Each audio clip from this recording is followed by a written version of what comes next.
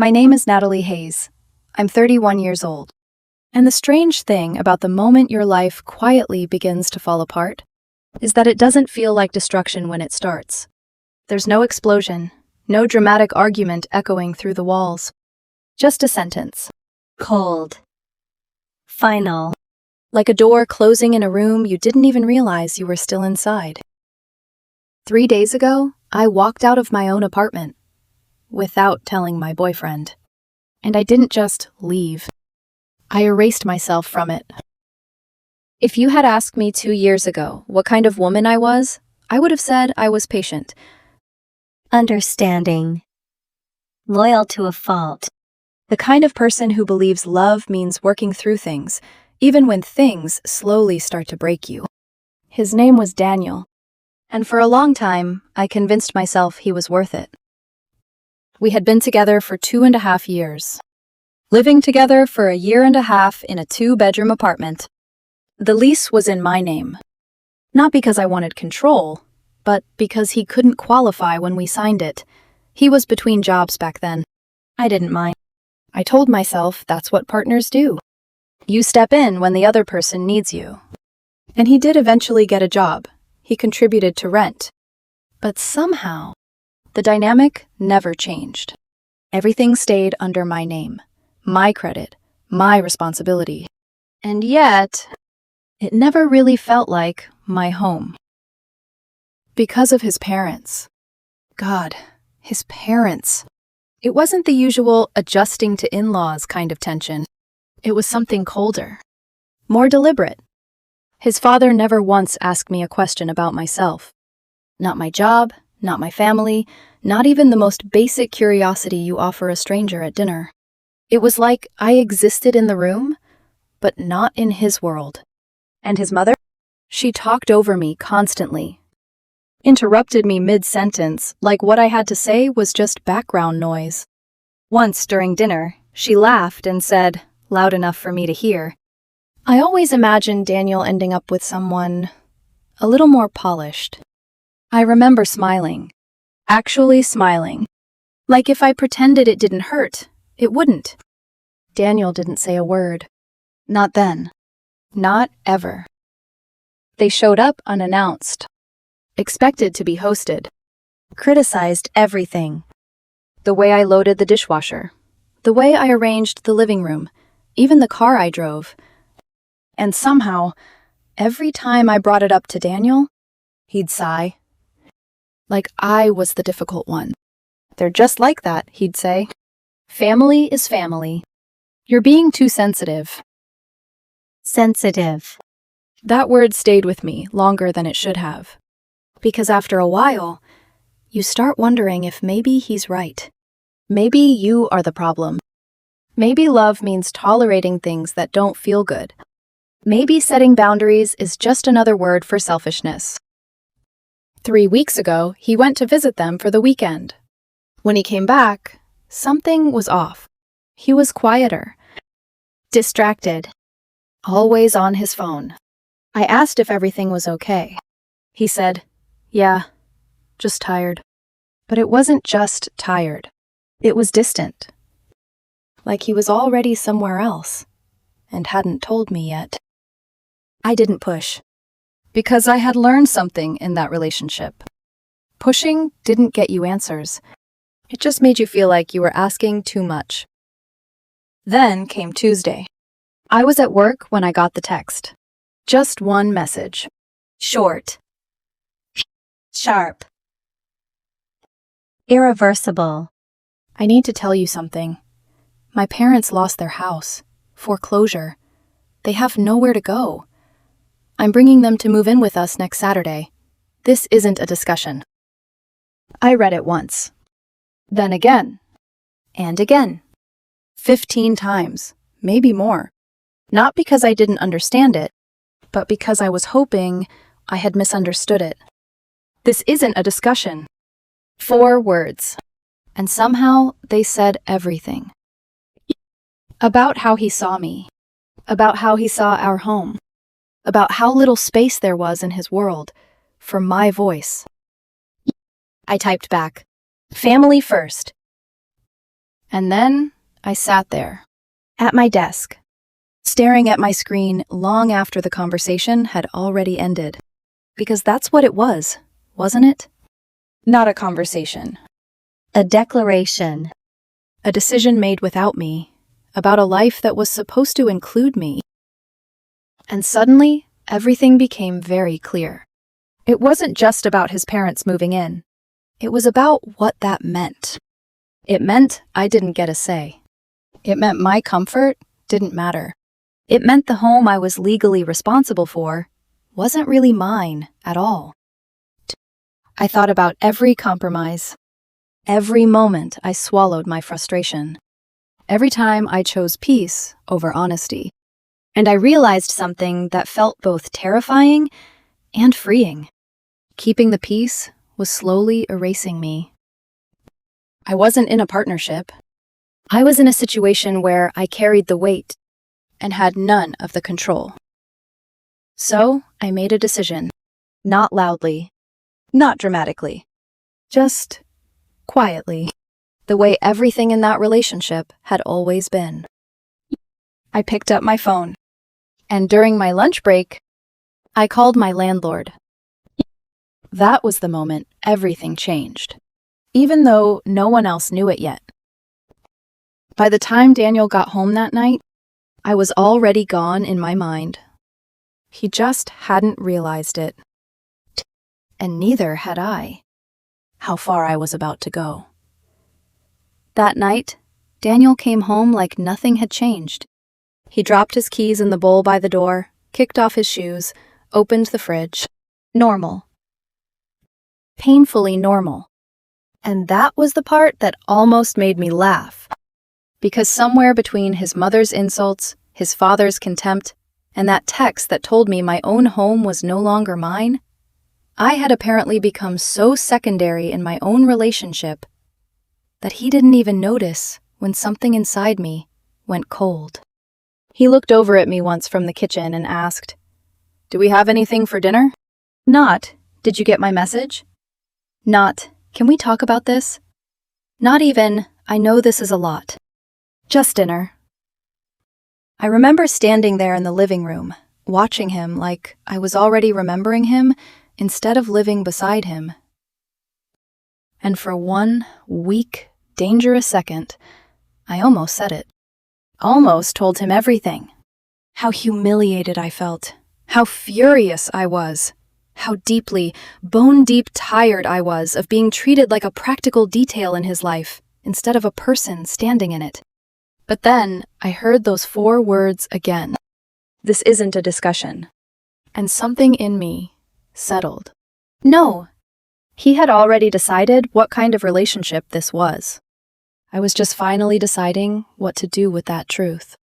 So I smiled faintly and said, "I think there's pasta." He nodded, like that was enough. Like I was enough, as long as I stayed easy. The next morning, I called my landlord during my lunch break. I stepped outside the office building and stood in that strange little patch of shade near the side entrance, the one where people usually went to vape or hide from coworkers for 5 minutes. My hand was shaking when he answered. I explained that I needed to break the lease early. He asked if there was a problem with the apartment. I almost said no. Then I almost said yes. Instead, I told him the truth in the smallest possible way. "There's been a change in my living situation," I said, "and I need out as soon as possible." There was a penalty. $2,400. Basically 2 months' rent. Enough to sting, enough to make most people hesitate. But the strange thing was, I didn't hesitate. Not for a second. Because once you finally understand the price of staying somewhere that's killing you, the price of leaving starts to look different. He said if I paid the fee and vacated within a week, he'd release me. I said yes before I could talk myself out of it. When I hung up, I just stood there for a minute with the phone still in my hand, staring at the parking lot. Cars moving. People laughing in the distance. A delivery truck backing up with that harsh mechanical beep. The whole world continuing like I hadn't just quietly detonated my future. And then I inhaled. for what felt like the first full breath I'd taken in months. Wednesday, I started packing. Quietly.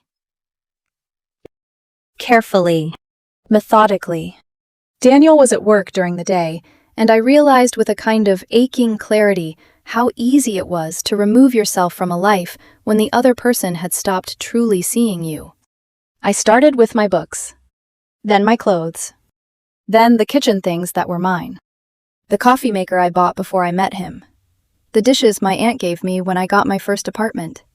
The cast iron skillet I loved, and he always said was too heavy. I packed my life into boxes while sunlight moved across the apartment floor like it was blessing the escape.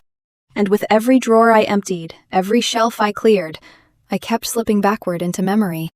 Not because I wanted to, because grief is rude like that. It drags old scenes into the room while you're trying to do practical things. I remembered the first night we moved in. How Daniel had spun me around in the half-empty living room, both of us laughing, our voices echoing off bare walls. He kissed my forehead and said, "This is it. Our place."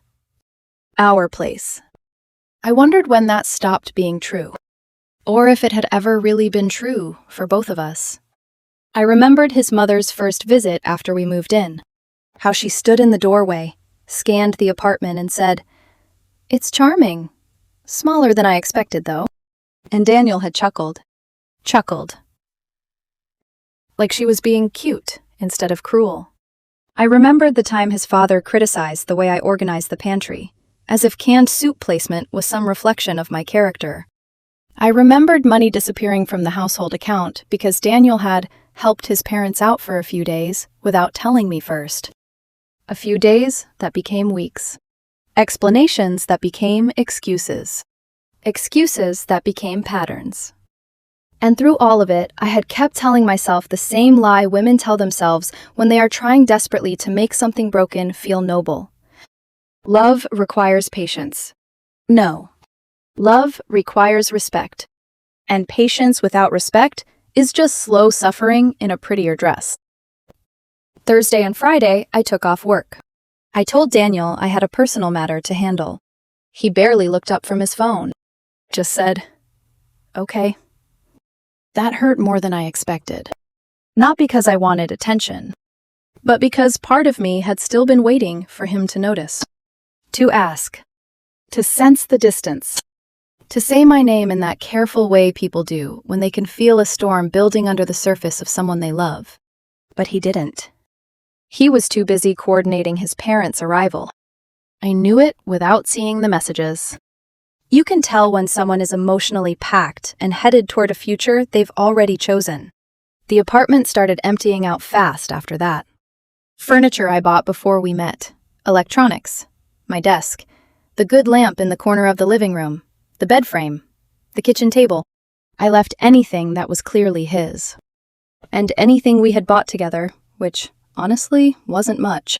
Most of the apartment had always been mine, in the quiet, unglamorous financial sense. I just hadn't realized how much of me it contained until I started removing it. By Friday evening, the place looked strange.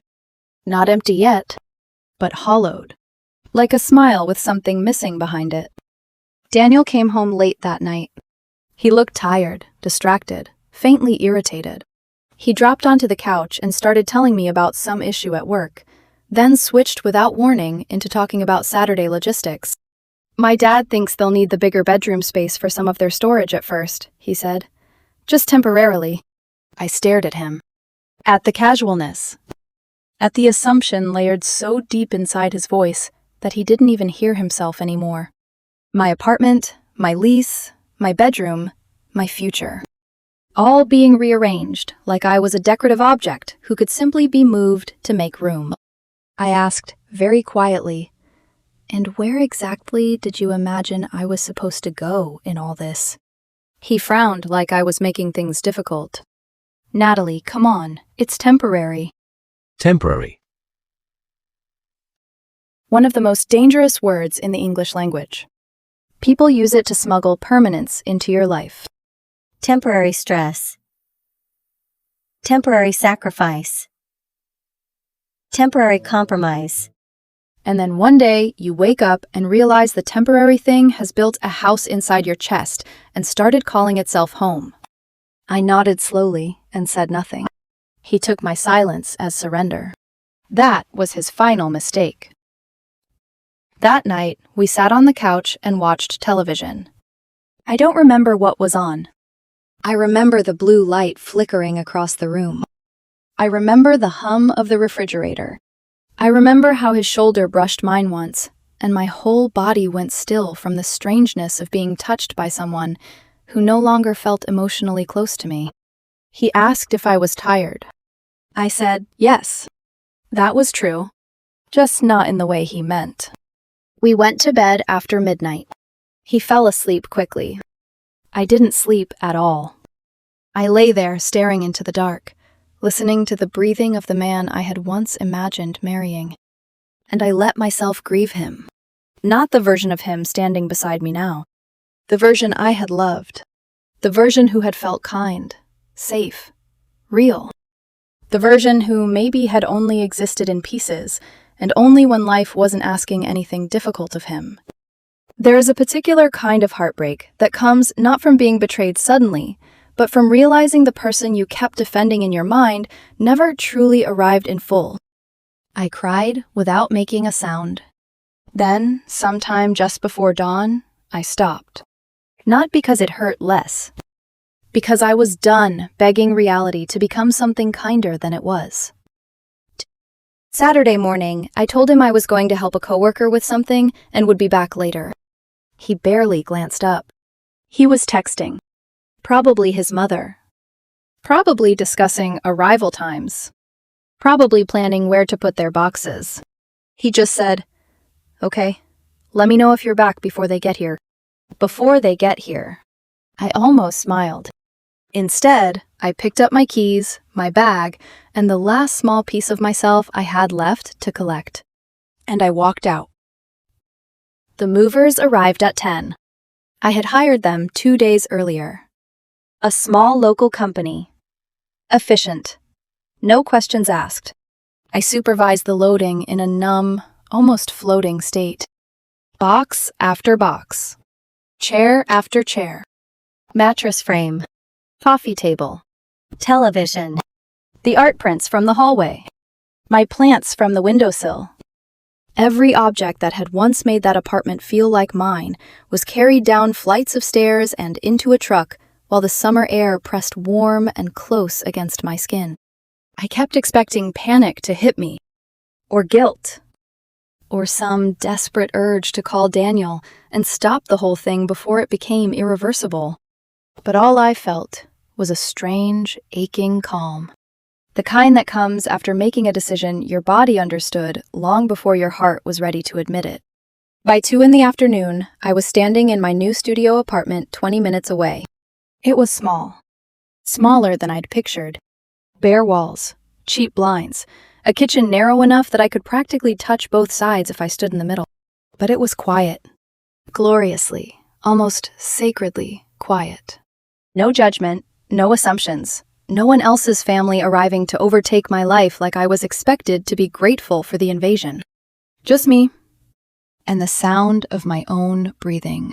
I signed the final move-in papers with a pen attached to a plastic chain and nearly laughed at how unceremonious freedom looked in real life. No triumphant music. No perfect speech. Just exhaustion, paperwork, and a cheap studio with sunlight on the floor. By 3 o'clock, I texted my old landlord to confirm I had vacated. I left the keys with the building manager. Then I sat on the floor of my new apartment, back against the wall, phone in my hand. And I blocked Daniel. Then his mother. Then his father. I stared at the screen for a second after the last block went through, my thumb hovering, heart pounding. Because even then, even after all of it, there was a part of me waiting for one last wave of doubt. One last plea from the version of myself that had spent 2.5 years shrinking to keep a man comfortable. But that voice was quieter now. And another one had finally become stronger. The one that said, "Enough." Around 5 that evening, the first call came from an unknown number. I let it ring. Then another. Then another. Voicemails started stacking up. I didn't listen. I didn't need to. I already knew what the scene looked like. The moving truck arriving. Daniel opening the apartment door. His parents behind him. The shock. The confusion. Then the horrible, dawning understanding. My things gone. My presence gone. The illusion of control gone. I pictured his mother's face first. Then his father's outrage.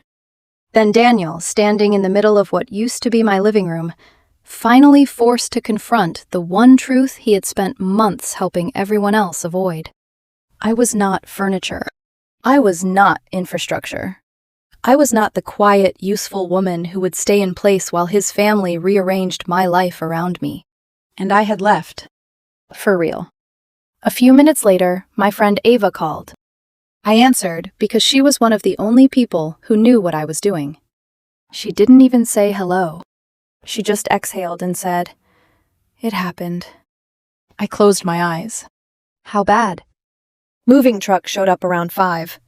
Daniel apparently looked like he'd seen a ghost. His mom is furious.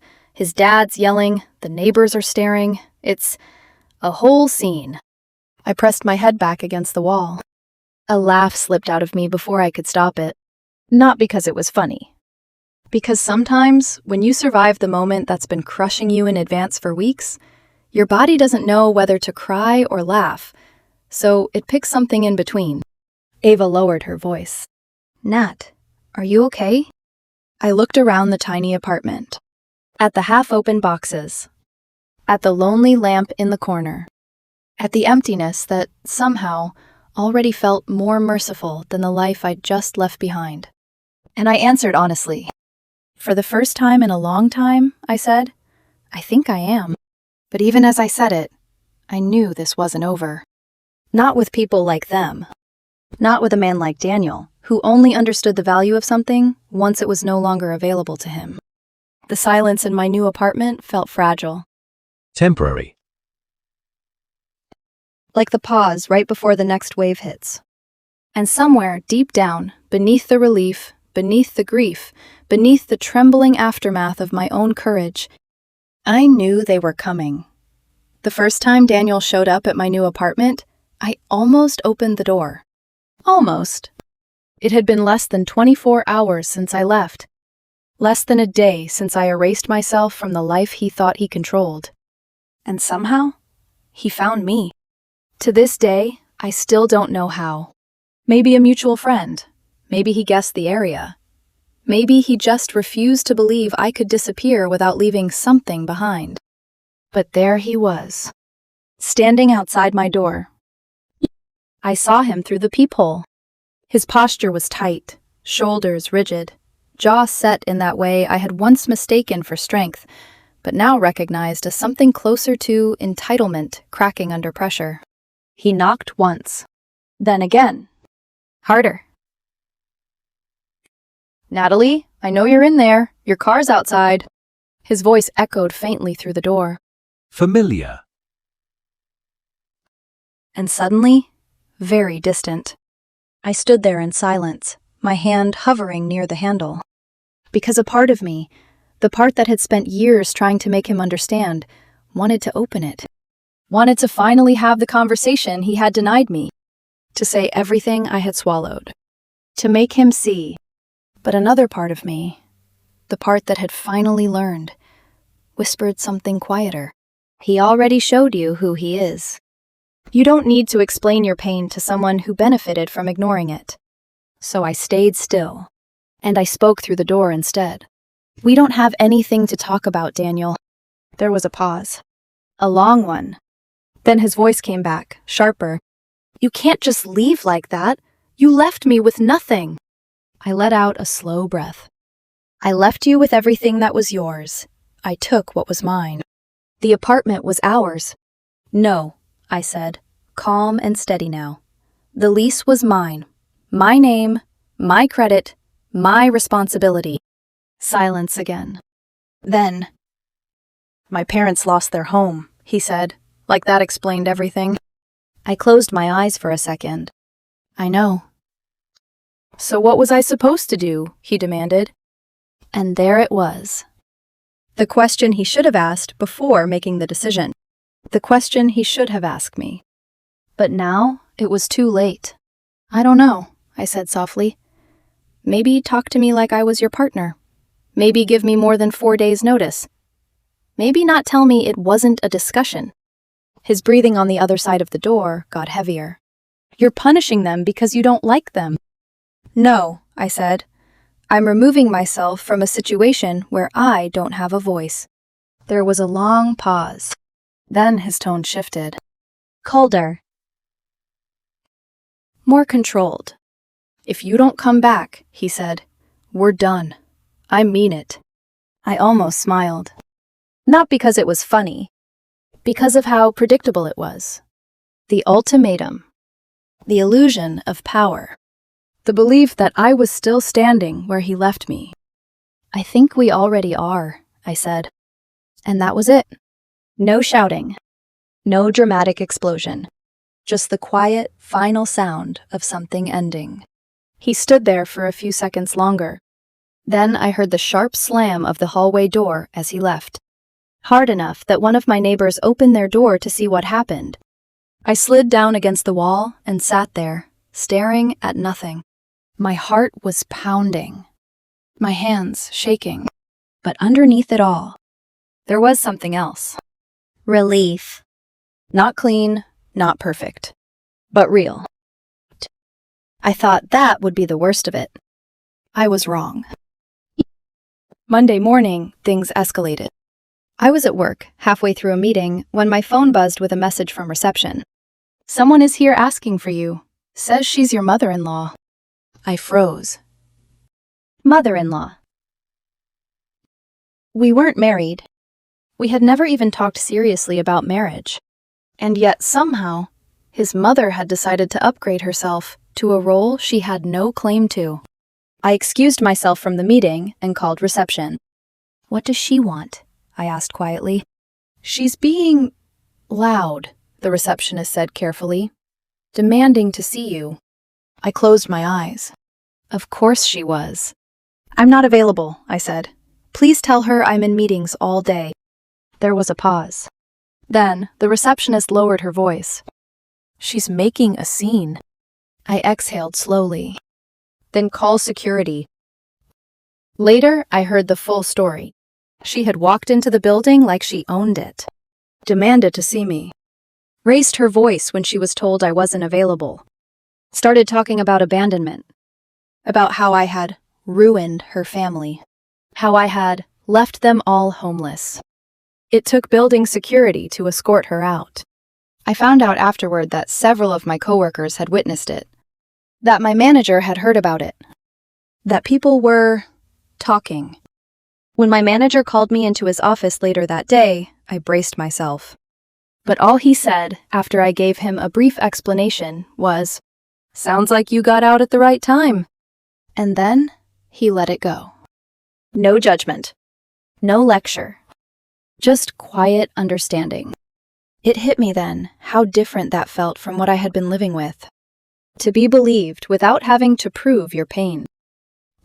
Tuesday brought something new. A letter. An actual physical letter. Handwritten. 3 pages long. From his father. I sat at my kitchen counter in my tiny apartment and read it slowly. Carefully.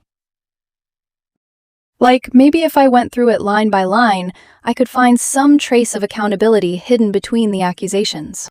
I didn't. The message was clear. I had betrayed their son. Abandoned him in his time of need. Failed as a partner. Failed as a decent human being. And then, near the end, came the part that made me laugh out loud. A demand. I should pay for 1 month of hotel expenses for them. $2,800. Until they could get back on their feet. I read that line twice. Then a third time. Trying to reconcile it with the man who had never once asked me how I was doing. who had spent 2.5 years treating me like a background object in his son's life. And now, I was suddenly responsible for his survival. I folded the letter neatly, set it on the counter, and didn't respond. Wednesday, things got strange. Daniel's brother reached out to me. Not by text, not by phone, but through LinkedIn, a professional networking platform. I stared at the message for a full minute before opening it. "Hey, Natalie, I heard what happened. I think you might want to reconsider. Family is important, and my parents are good people who just hit a rough patch. If you give it another chance, things could work out." I blinked, then typed back. "Your family is important to you. That's great. But after 2.5 years of being treated like furniture, I'm choosing to prioritize myself." He responded quickly. "That's pretty selfish." I stared at that word. Selfish. The same word people always use when someone finally stops tolerating what they shouldn't have had to endure in the first place. "Maybe," I replied, "but so is telling your partner that major life decisions aren't a discussion." He didn't respond after that. Thursday was when everything shifted. My old landlord called me. At first, I thought it was about paperwork, or maybe a forgotten item. It wasn't. He had news. Daniel had tried to keep the apartment, tried to convince him to transfer the lease, even offered to have his parents co-sign. I already knew how that would go. But hearing the details, that was something else. The landlord had run their credit. Low 500s. Outstanding debts. Multiple collections. Back taxes. The foreclosure hadn't been a sudden tragedy. It had been years in the making. Years of financial mismanagement. Years of choices catching up. I sat there, phone pressed to my ear, as the full picture finally came into focus. The urgency, the entitlement, the assumption that my stability would absorb their instability. It had never been temporary. It had never been a short-term solution. It had been a plan. And I had been the foundation, without ever being asked if I wanted to be. "They won't qualify," my landlord said. "I've given them 30 days from when you vacated." 30 days. I thanked him and hung up. Then I just sat there in silence.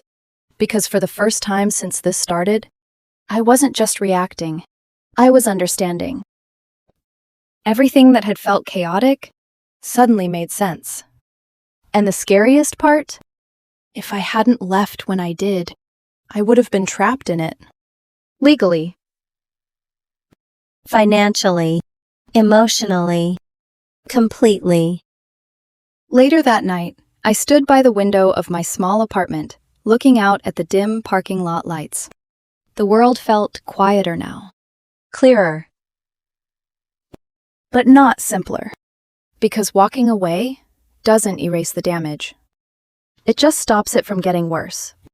And somewhere out there, Daniel and his family were still dealing with the consequences of decisions they never thought would have limits. The difference now was that I wasn't part of those consequences anymore. And for the first time in a long time, that felt like freedom. By the time the dust started to settle, I realized something I hadn't expected. Silence doesn't feel empty when you've spent years being unheard. It feels earned. 8 days after everything happened, Daniel found one last way to reach me. Email. A new address I didn't recognize. No subject line. Just my name. I stared at it for a long time before opening it. Part of me already knew what it would say. Not because I understood him so well, but because people tend to follow patterns, even in regret. The message was long, carefully written, measured in a way he had never been when we were together. He said he understood why I was upset. Not why I left. Just why I was upset. He said I had overreacted, that we could still fix things, that I had invested 2.5 years into the relationship and it would be a waste to throw that away, that his parents were sorry if they ever made me feel unwelcome. I paused there, Read that line again. If they made me feel unwelcome. Not sorry for what they did. Sorry for how I felt about it. A subtle difference. A familiar one. The kind that had defined so many of our conversations. He ended the message with a deadline. 48 hours. If I didn't respond, he would take that as closure and move on. I closed the email. Didn't reply. Didn't delete it either. Just left it there, like a photograph from a life I no longer lived. The 48 hours passed. Quietly. Without consequence. At least, for me. The next ripple came from somewhere else. His mother. Of course. A mutual friend sent me a screenshot. A Facebook post. Long. Emotional. Carefully crafted to tell a story. Her version of the story. About how their family was going through the hardest time of their lives. About how someone they trusted had abandoned them without warning. How her son's partner had left them all homeless. No names, but enough detail that anyone who knew us could connect the dots. The comments were exactly what you'd expect. Sympathy. Support. Outrage.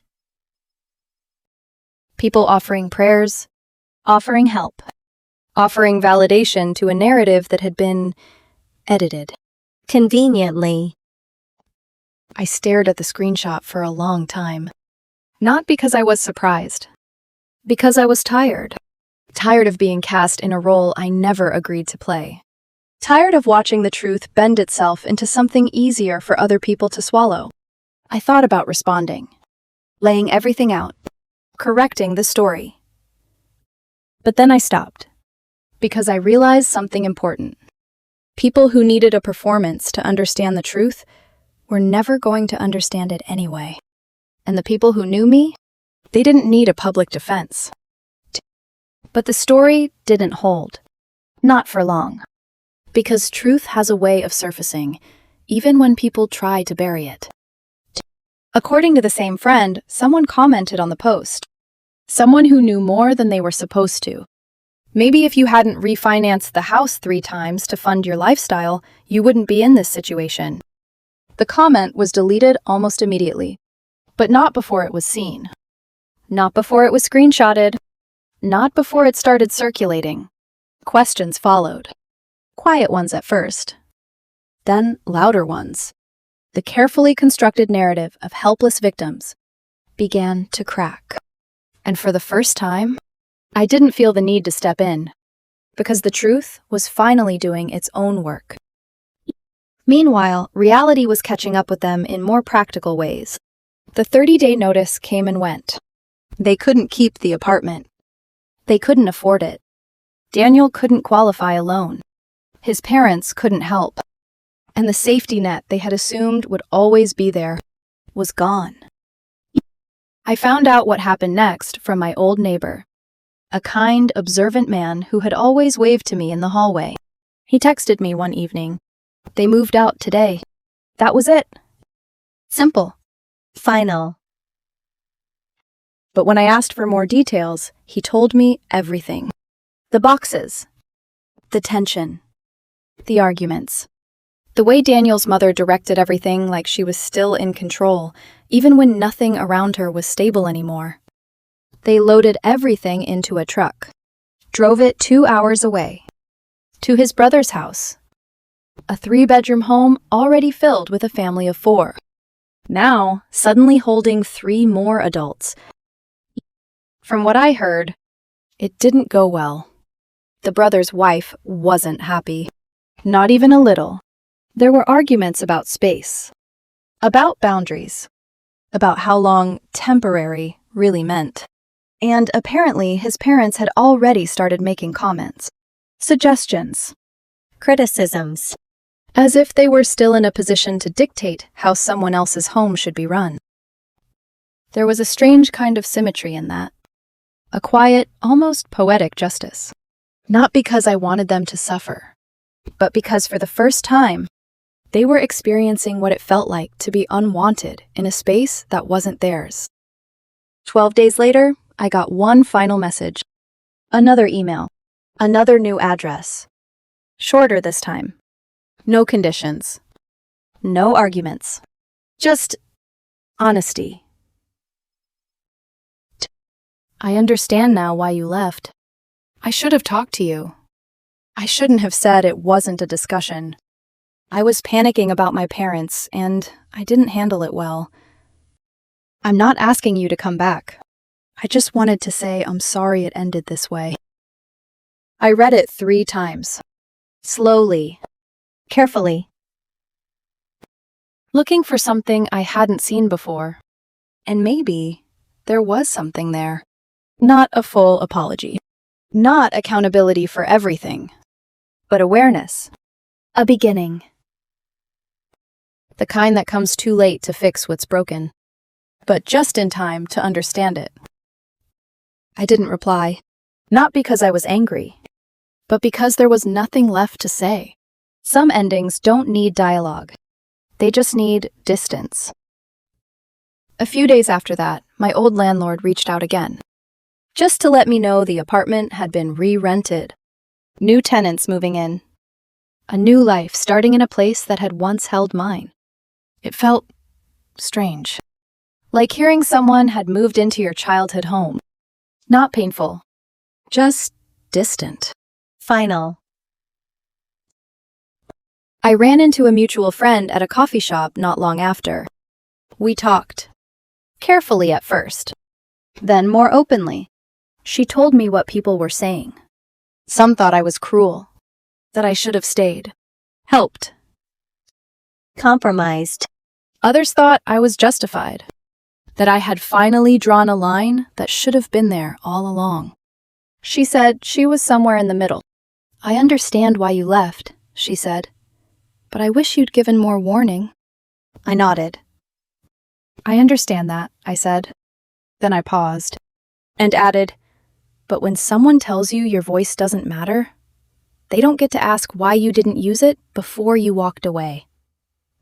She didn't argue with that. Life now is quieter. Smaller. Simpler. My studio apartment isn't much. A small couch I bought myself. A secondhand coffee table I like more than the expensive one I left behind. A kitchen that barely fits 2 steps across. A bed that feels like the first place I've truly rested in months. But it's mine. Entirely. No one here treats me like I'm invisible. No one here decides my life without me. No one here tells me my feelings are too much, or not enough. I'm not dating. Not yet. Trust doesn't rebuild overnight. But I'm not lonely either. I have friends who check in. Family who actually listen. A life that may not look impressive from the outside, but feels steady on the inside. Sometimes I wonder what they're doing now. If his mother is still telling that story about the woman who abandoned them. If his father still believes I failed some invisible test of loyalty. If Daniel sits in that crowded house and finally understands what it feels like. To not have space. To not have a say. To not feel at home. But those thoughts don't stay long. Because they don't belong to me anymore. I'm not in their story. I'm in mine. And in my story, my voice matters. My boundaries matter. And when something changes my life, it is a discussion. That's all I ever wanted. And now, I finally have it.